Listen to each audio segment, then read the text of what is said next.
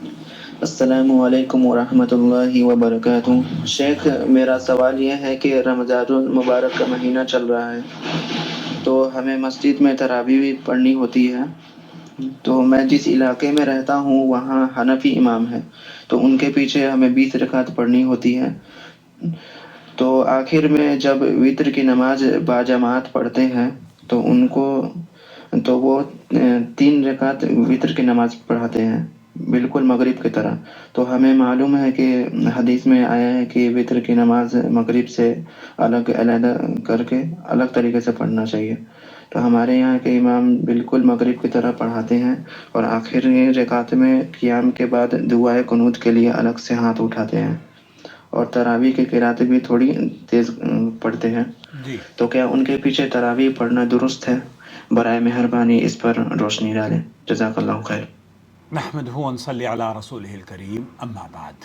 دوستو، بھائیوں اور بہنوں، حنفی امام کے پیچھے بھائی یہ جاننا چاہ رہے ہیں کہ ایک تو تراویح پڑھتے ہیں، اور دوسرے خاص طور پر ان کا سوال ہے کہ مغرب کی طریقے سے وہ وتر کی نماز ادا کرتے ہیں، جیسے کہ میں پہلے پڑھا کرتا تھا جب میں حنفی ہوا کرتا تھا سعودی عرب آنے سے پہلے۔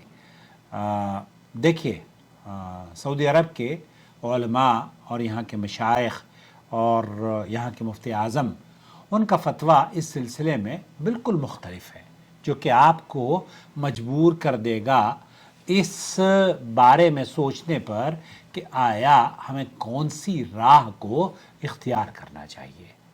اگر ابھی تک آپ نے ہمارے چینل کو سبسکرائب نہیں کیا ہے تو کر لیں، کیونکہ اس طرح کی قیمتی ویڈیوز آپ کو گھر بیٹھے ملتی رہے گی۔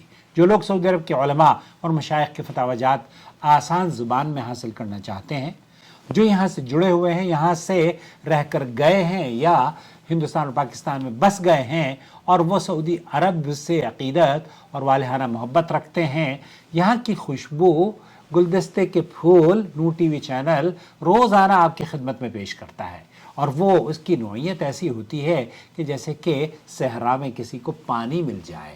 آپ اپنے ملکوں میں بیٹھے رہیں اور سعودی عرب کے کبار علماء کے فتاوی جات آسان زبان میں نو ٹی وی چینل پر حاصل کرتے رہیں۔ شرط یہ ہے کہ ریگولر بیسس پر دیکھنا شروع کر دیں اور چینل کو سبسکرائب کر لیں۔ مفتی اعظم شیخ عبدالعزیز بن باز سے یہی پوچھا جا رہا ہے، کیا ایسی کوئی حدیث ہے کہ اس میں یہ کہا گیا ہو کہ مغرب کی طریقے سے ہم وتر کی نماز ادا کریں، جیسے کہ احناف عام طور پر پڑھتے ہیں؟ شیخ کا ایک دوسرا فتویٰ بھی ہے جس میں انہوں نے کہا کہ یہ جو رفع یدین احناف کرتے ہیں نا، صرف اس لیے کہ یہ ظاہر کرنے کے لیے کہ ہم وتر کی نماز کو مشابہت نہیں دے رہے ہیں اور یہ مغرب کی طرح نہیں ہوئی ہے، اور رفع یدین کا اضافہ کر دیتے ہیں۔ کیا یہ درست ہے؟ شیخ ابن باز نے فرمایا تو کسی حدیث سے ثابت نہیں ہے، بلکہ بدعت ہے۔ رفع یدین صحابہ کیا کرتے تھے جب دعا ہاتھ ایسے اٹھایا کرتے تھے نا، اللہم اہدنی فیمن ہدیت، اللہم اہدنا فیمن ہدیت وعافنا فیمن عافیت، اللہم اعز الاسلام والمسلمین واذل الشرک والمشرکین۔ تو اس طرح سے آپ ہاتھ اٹھا کر آپ دعا مانگیں، لیکن یہ اللہ اکبر کہہ کے اور پھر آپ یہ وہ جو مغرب کی طرح سے ہے، شیخ کیا جواب دے رہے ہیں؟ لا لا لا لم یرد۔ شیخ کہہ رہے ہیں کہ نہیں یہ ایسا کچھ ثابت ہی نہیں ہے، بلکہ کراہت ہے اس میں، اور نبی کریم صلی اللہ علیہ وسلم نے تو منع کیا ہے کہ تشبہ بالمغرب، مغرب کی طرح سے اپنے وتر کو نہ پڑھو سردن، یا تو آپ 3 رکعت پڑھ رہے ہیں، 3 رکعت پڑھ سکتے ہیں، لیکن 1 پڑھیں، 2 پڑھیں، 3 پڑھیں، بیچ میں نہ بیٹھیں۔ او یوتر بواحدہ وہو الافضل، 2 رکعت پڑھیں، سلام پھیر لیں، پھر 1 رکعت وتر کی پڑھیں، یہ افضل ہے۔ ثم یأتی بواحدہ هذا هو الافضل، یہ زیادہ افضل ہے۔ اور اگر آپ نے 3 ایک جگہ ایک ہی جگہ پڑھ لی ہے تو کوئی حرج نہیں ہے، لیکن مغرب کی طریقے سے، مغرب اللہ تعالیٰ آپ کو توفیق دے اور آپ کو قرآن و سنت کی طریقے سے تراوی اور نمازوں کو ان اماموں کے پیچھے پڑھنے کی توفیق بخشے جو قرآن و سنت کو ماننے والے ہوں. اللہ تعالیٰ آپ کو توفیق بخشے. آپ نے جو اپنا سوال بیان کیا ہے، اسی طرح کا سوال دیکھیے نبی کریم صلی اللہ علیہ وسلم نے احادیث میں امام حاکم وغیرہ نے روایت کیا ہے کہ تم 3 وتر اس طرح ادا نہ کرو کہ مغرب کی مشابہت ہو. تو اللہ کے رسول صلی اللہ علیہ وسلم نے منع فرمایا ہے، اور اس سے نبی کریم صلی اللہ علیہ وسلم کی مراد یہ ہے کہ جیسا کہ اہل علم نے بیان کیا ہے کہ ان 3 رکعات میں پہلی تشہد میں بیٹھنا ممنوع ہے، جو احناف اکثر کرتے ہیں، کیونکہ اس طرح مغرب کی نماز میں مشابہت ہوتی ہے. اور یہی بات عون المعبود میں اور علامہ البانی رحمۃ اللہ علیہ نے صلاۃ التراویح میں، فتح الباری میں، جس کی سند شرط شیخین جو حدیث بیان کی گئی ہے کہ نبی کریم صلی اللہ علیہ وسلم منع فرمایا ہے کہ تم 3 وتر اس طرح ادا نہ کرو کہ مغرب کے مشابہ ہوں، مغرب کی طرح سے. دعائے قنوت سے قبل تکبیر کہہ کر رفع یدین کرنا یہ کوئی حقیقی یہ فرق نہیں ہے جو احناف یہ سمجھتے ہیں کہ یہ فرق ہے، کیونکہ نماز میں رفع یدین 4 مقام پر کیا جاتا ہے.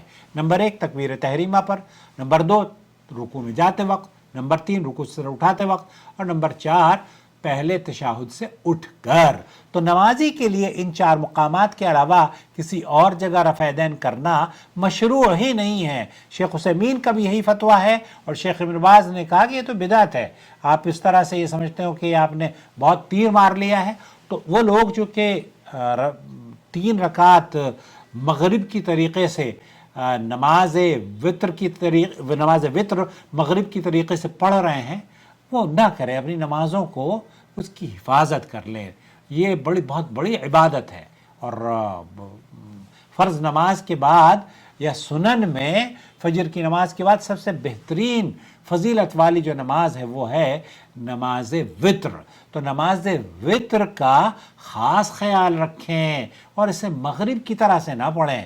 اور وہ جو رفع یدین کرنے کا سلسلہ ہے نا ہمارے یہاں کہ قنوت سے پہلے ایسے اللہ اکبر کہہ کے، یہ کہیں ثابت نہیں ہے. رکوع میں جاتے وقت، رکوع سے سر اٹھاتے وقت تو کہتے ہیں کہ ہاں وہ بت لایا کرتے تھے، اب آپ کر رہے ہو تو اب بت نہیں ہے.